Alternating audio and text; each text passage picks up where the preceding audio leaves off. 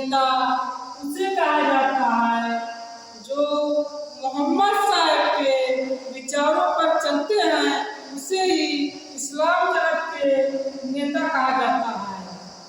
दोस्तों, सिंध पर आक्रमण 712 ईस्वी में हुआ था। सिंध इस समय वर्तमान में पाकिस्तान में है।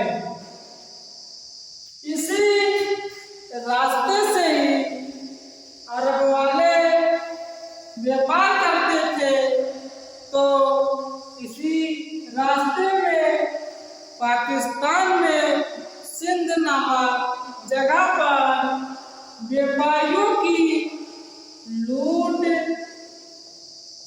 हत्या हो जाती है, जिसके कारण उस समय सिंध के राजा दाहिर थे, जो एक हिंदू राजा के, तो इन्हीं के ऊपर पूरा इल्जाम आ जाता है।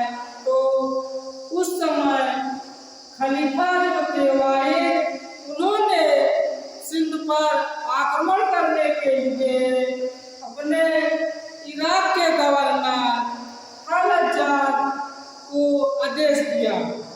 तो हल्लज्जाज ने अपने छोटे दामाद मोहम्मद बिन कासिम, जो उस समय लगभग 17 वर्ष की एज का था, तो मोहम्मद बिन कासिम 712 ईस्वी में सिंध पर आक्रमण मानता है।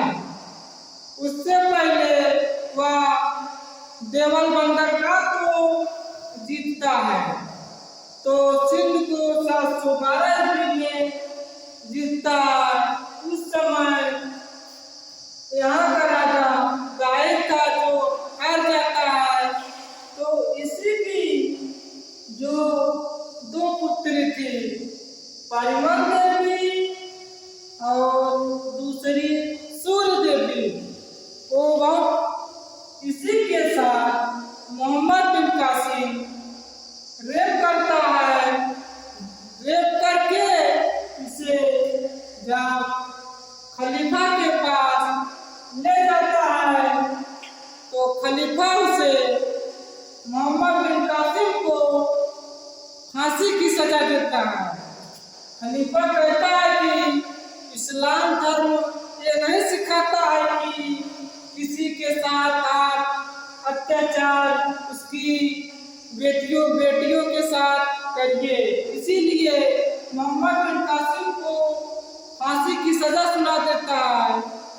भारत पर पहला आक्रमण करने वाला मुसलमान जो था मोहम्मद बिन कासिम, और उसी समय इस्लाम जगत के धर्म के नेताओं ने 4 कर लगाए, जिसे जजिया, ज़कात, खम्ब, खराज कहा जाता है।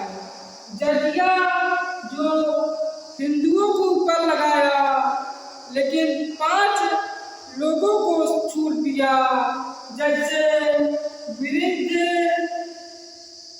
बूढ़ा, महिला, लंगड़ा लूला और बच्चे आदि।